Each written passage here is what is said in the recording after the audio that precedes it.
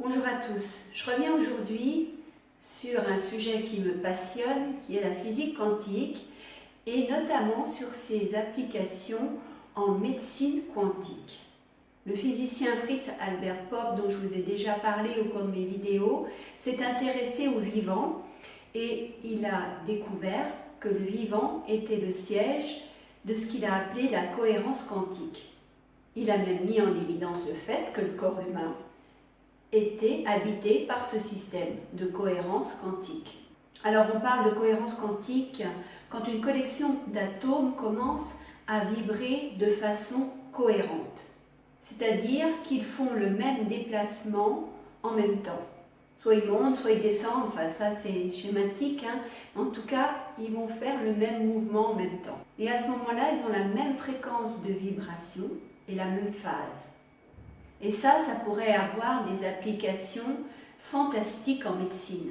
Parce que, du coup, si on change la vibration d'une seule cellule, d'un organe malade par exemple, on peut changer sa vibration en lui envoyant une information par exemple, eh bien, avec ce principe de cohérence quantique, ça veut dire que tous les atomes de l'organe, donc toutes les cellules de l'organe, vont se mettre en vibrer à la même fréquence que la cellule à qui on a envoyé cette information qui lui permet de retrouver son équilibre et de retrouver son fonctionnement normal et sain. Donc on voit là que quand toutes les cellules se mettent à changer leur vibration et adopter celle que l'on a transmise à la première cellule, eh bien l'organe va recouvrer la pleine santé et refonctionner normalement comme il faut, de façon saine. Alors on sait maintenant que l'information qui peut changer la vibration des atomes et donc d'une cellule, eh bien ça peut être une pensée, ça peut être une émotion et ça peut être aussi une information contenue dans un médicament.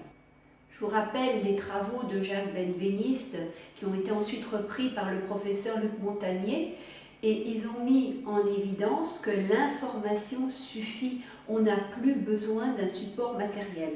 Donc on n'a plus besoin du cachet, on n'a plus besoin du médicament qu'on connaît en ce moment sous leur forme habituelle.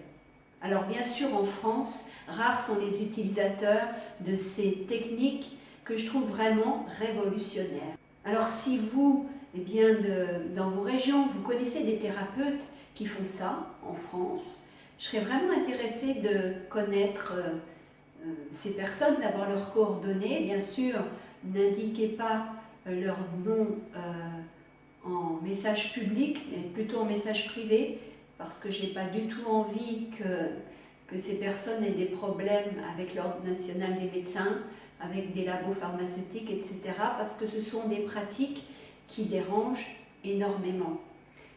Par contre, en Suisse, en Belgique, il y a pas mal de thérapeutes qui s'y sont mis et ils ont des résultats extraordinaires. Je vous invite à aimer ma page Facebook Motivation Positive, à visiter le blog des audacieux http://www.motivationpositive.com, à vous abonner à ma chaîne YouTube. Et puis, comme d'habitude, je vous dis, prenez soin de vous et je vous salue. Au revoir.